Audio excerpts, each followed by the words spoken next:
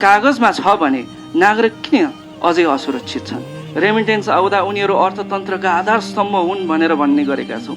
दुःख पर्दा पनि उनीहरू राज्यकै जिम्मेवार हुनुपर्ने हो नि त। उनीहरूको पसिनाको हिसाब राख्ने राज्यले मृत्युपछि उनीहरूको अन्तिम यात्राको जिम्मेवारीबाट पन्छिन मिल्छ र? मलाई लाग्छ मिल्दैन। तर यो प्रश्न मैले सरकारतर्फ मात्र तिर्साएको भने पक्कै पनि होइन, यो हामी सबैलाई प्रश्न हो। मैले यस्ता नेपाली परिवारजनहरूसँग भेटेँ जसलाई नेपालमा एउटा काम भनियो, त्यहाँ पुगेपछि अर्को काम दियो, एउटा तलबको आश्वासन दियो, व्यवहारमा अर्को अवस्था भेटियो। कसैलाई बिचौलियाले सपना देखायो, ऋण बोकाएर विदेश पठायो र गन्तव्यमा पुगेपछि उसलाई आफ्नै भाग्यको भरमा छोडिदियो। यो तथ्याङ्कको हिसाबमा भन्ने हो भने यो केवल कतारमा मैले सुनेको कुराहरू मात्र होइन। जुलाई 2026मा राष्ट्रिय तथ्याङ्क कार्यालय र अन्तर्राष्ट्रिय श्रम सङ्गठनले सार्वजनिक गरेको अध्ययनले समेत नेपाली वैदेशिक श्रमिकको रोजगारीमा जानु अघि ठुलो भर्ती लागत बिहोर्नुपर्ने र विशेष गरी अनौपचारिक तथा दर्ता नभएका बिचौलिया मार्फत जानेहरू अझ बढी जोखिममा परेको पनि देखिन्छ। यो तथ्याङ्क हो। त्यसैले आजको प्रश्न कतारको मात्र होइन, प्रश्न नेपालबाटै सुरु हुन्छ। त्यो के हो त भन्दा सभापतिज्यू, कसैलाई नेपालमै गलत सूचना दिएर पठाइएको छ भने यो हाम्रो कानुनी कार्यान्वयनको प्रश्न हो।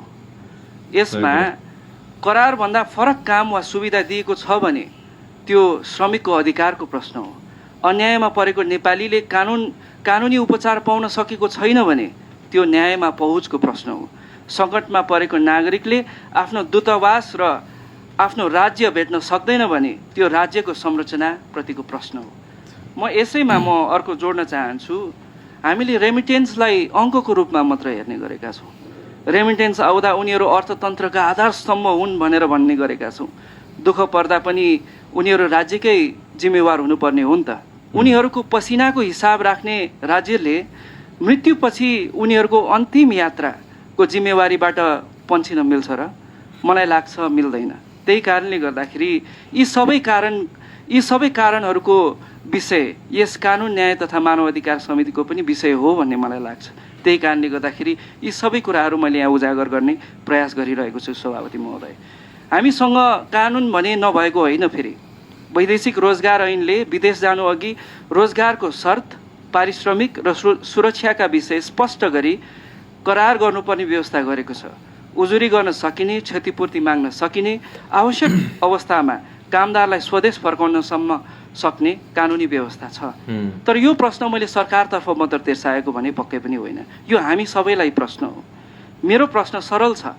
कानुन कागजमा छ भने नागरिक किन अझै असुरक्षित छन्? सायद हाम्रो मुख्य समस्या भनेकै कानुनको अभावभन्दा पनि बढी कानुन र नागरिकको जीवन बीचको दूरी पो हो कि?